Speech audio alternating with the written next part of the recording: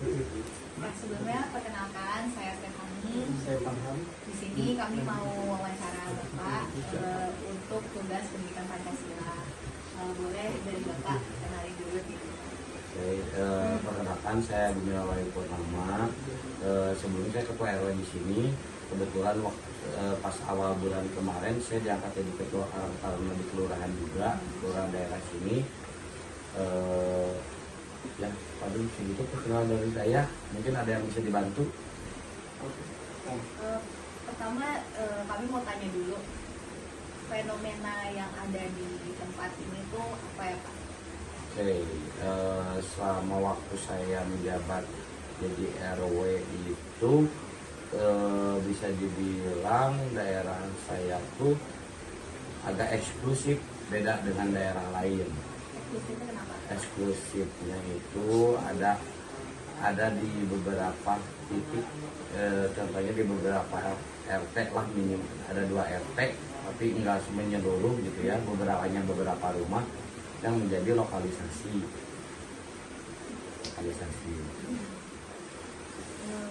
Kira-kira sejauh yang Bapak tahu nih, rata-rata mereka ini yang bekerja di lokalisasi itu alasannya tuh apa sih mereka biasa kerja masuk lokalisasi? Alasan terbesar itu biasanya faktor ekonomi, pergaulan bebas, mental health juga gitu, terus ajakan juga dari temen, tapi mayoritas sih faktor ekonomi. Dari mereka yang bekerja ini sejauh ini apakah mereka sering mengalami diskriminasi dari mana? sosial dari orang-orang masyarakat sekitar sini atau masyarakat sekitar sini terima? Tapi kalau sebetulnya kalau masyarakat sini itu sudah lumrah ya. Cuman sebetulnya kalau masalah diskriminasi itu malah warga sendiri yang dapat diskriminasi dari pihak luar. Jadi contoh kayak saya waktu dulu sekolah nih, rumah di mana di A, misalkan di daerah saya ini identik kan dengan daerah ini, jadi terkena stigma. Oh, jadi daerah ini tuh udah terkena ini dan semuanya buruk, padahal kan tidak semuanya seperti itu. Kalau diskriminasi sih, kalau masalah diskriminasi paling gitu ya. Kalau di wilayah kita itu diskriminasi pada mereka si profesinya itu sejauh ini tidak ada sih.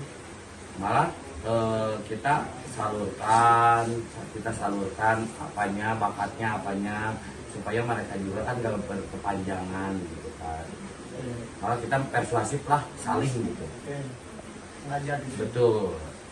Kalau yang tadi Bapak bilang soal penyaluran bakat itu contohnya apa biasanya mereka? Contohnya gini, karena jujur waktu semenjak saya jadi RW kemarin tuh ternyata mereka tuh kan kebanyakan turun menjadi profesi ini tuh faktor ekonomi. Kita tuh gali nih apa potensi yang ada di dia. Contohnya kemarin ternyata dia tuh banyak nih yang suaranya bagus, kita adain lomba karaoke gitu kan, adain lomba karaoke, yang menang kita orbitin rekaman gitu kan, seperti itu, supaya mereka juga kan ekonominya terbantu gitu kan, supaya tidak berketergantungan, berketergantungan juga gitu.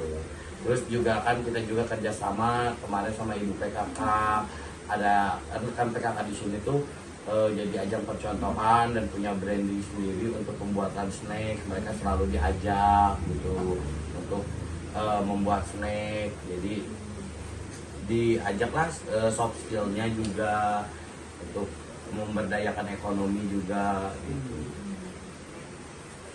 Terus nih Pak, di sini ada nggak pengalaman mereka ini tuh berhadapan langsung sama aparat hukum, terus gimana perlakuan dari aparat hukumnya kalau mereka berhadapan nih sama? Ini sebelum saya menjabat ya, pernah berhadapan langsung dengan aparat hukum dan pemerintahan. Jujur sampai mereka tuh ceritanya pernah dibawa ke dinas sosial, ceritanya dibina gitu kan, ceritanya dibina dibina. Tapi dibina itu kan dalam langkah apa gitu kan? Karena apa? Jujur ya, ini asumsi saya. Dibina tuh dari segi apa dulu? Karena apa? Merubah mindset seseorang yang tadinya enak ke yang tadinya gampang istilahnya cari duit ke yang ini tuh pindah ke yang awal lagi tuh tidak sesuai skill mereka tuh susah. Seperti itu. Makanya memang pernah ada berhadapan dengan aparat, dengan pemerintahan. Makanya saya harap apabila bukannya saya membela wilayah saya dengan adanya seperti ini ya, apabila ingin lebih baik, solusinya juga harus matang. Intinya seperti itu, gitu kan? Karena mungkin tidak mudah ya, tidak mudah seperti itu. Di dalamnya sama dengan yang pintu. Kalau di sini sendiri tuh pernah nggak sih dari pemerintah ini ada nggak sih kayak regulasi atau kebijakan terkait prostitusi ini gitu? Regulasi maksudnya izin atau kalau izin nggak ada ya, sebenarnya nggak ada sama sekali. Itu nggak ada. Kalau secara akses kesehatan gitu ini rutin nggak sih kayak Nah, itu dia. Kalau benefitnya di sini itu pemeriksaan kesehatan itu rutin, wajib aturannya 1 bulan sekali. Terus yang berpenyakit itu tidak boleh bekerja, tidak boleh di bawah umur, tidak boleh yang belum menikah, gitu kan? Aturan itu udah jelas, itu mutlak. Intinya kalau di sini itu terlokalisir lah, gitu kan? Beda.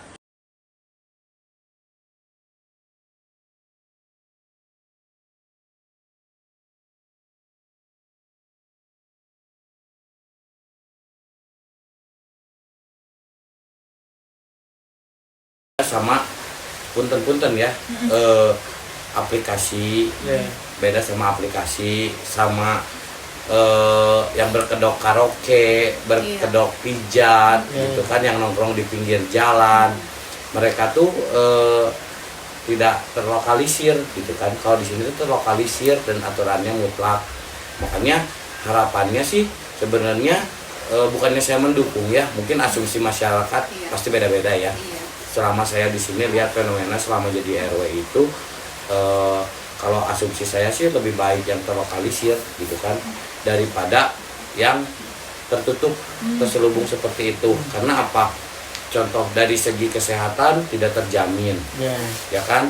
Terus dari segi kriminalitas, karena jujur dari segi kriminalitas, apabila lokalisasi ini ditutup, misalkan contoh ya dari pemerintah dan tidak ada solusinya, kriminalitas pemerkosaan di mana-mana, ya seperti itu. Sebetulnya dua sisi mata uang sih sebenarnya, karena jujur dengan adanya ini perekonomian masyarakat di sekitar saya juga jadi terbantu. Gitu. Jadi kalau mindset saya sih sebetulnya, kenapa saya bisa dibilang dua sisi mata uang? Lokalisasi kalau menurut pandangan agama emang dosa ya, tapi memutus mata pencaharian juga dosa. Lebih ini mungkin di sini tuh ada birokrasi. Betul. Apabila ada solusi yang lebih baik juga, saya menerima dengan senang hati, gitu kan. Asalkan jangan terlantarkan mereka, gitu aja. Tadi mungkin sedikit bersinggungan sama soal agama ya. Oke. Mungkin ini saya mau lihat dari pandangan Bapak aja melihat fenomena ini. Ini berkaitan sama sila pertama, ketuhanan yang Maha Esa. Betul. Nah, dari Bapak sendiri nih, menurut Bapak mengenai konsep ketuhanan yang Maha Esa, sila ke-1 ini, kalau berbenturan sama pekerjaan orang-orang di lokalisasi ini, dari sudut pandang Bapak tuh kayak gimana? Oke. Kalau misalkan asumsi saya ya, ini mohon maaf kalau misalkan salah ya, asumsi saya, urusan masalah dosa itu kan tergantung pribadi masing-masing, individu masing-masing ya. Saya juga kurang terlalu jauh lah kalau masalah agama mah ya, soalnya sensitif gitu kan, soalnya sensitif. Cuman kalau masalah ini contoh kayak misalkan ya red district itu ini tuh dibilang lokalisasi itu bisa dibilang red district kan ya. Red district ini tuh bahkan di Arab pun ada. Kalau mindset saya, asumsi saya tuh ini tuh profesi gitu, walaupun emang berkesinggungan dengan norma agama seperti itu gitu kan. Makanya tinggal balik lagi ke asumsi masing-masing seperti itu. Karena ini kita ngomonginnya kan berkenaan sama nilai-nilai Pancasila juga.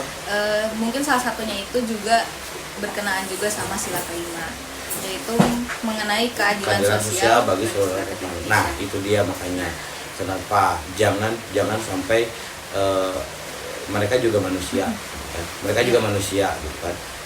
Apalagi kan sila kelima keadilan sosial bagi seluruh rakyat Indonesia gitu kan. Siapa yang pengen mereka juga seperti itu gitu kan. Tinggal attentionnya nih dari pemerintah seperti apa, solusinya seperti apa gitu kan. Ya seperti itu. Karena so far sejauh ini belum ada nih solusi terbaik. Kenapa mereka bisa balik lagi? Kenapa bisa mereka balik lagi? Gitu kan. Mungkin saya juga tidak menyalahkan pemerintah. Mungkin pemerintah juga kan bukan hanya sekadar mengurus ini kan. Banyak banget PR-nya lah. Saya juga bahkan di pemerintahan skup kecil aja PR-nya banyak banget gitu kan, apalagi yang di atas gitu kan. Gitu. Makanya sih saya mengajak kerjasama, kita rubah mindset gitu kan, gimana caranya nih gitu kan, apalagi rekan-rekan semua dari mahasiswa gitu kan, buat generasi ke depan nih lebih baik seperti apa, mungkin punya solusi apa gitu.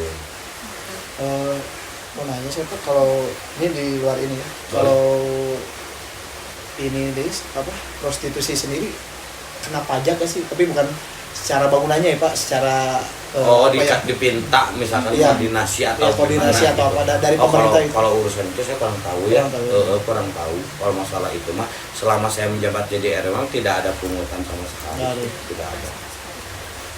Tapi untuk tempat mereka selama ini bekerja memadai nggak ya kalau di sini tempatnya? Memadai gimana maksudnya? Fasilitasnya.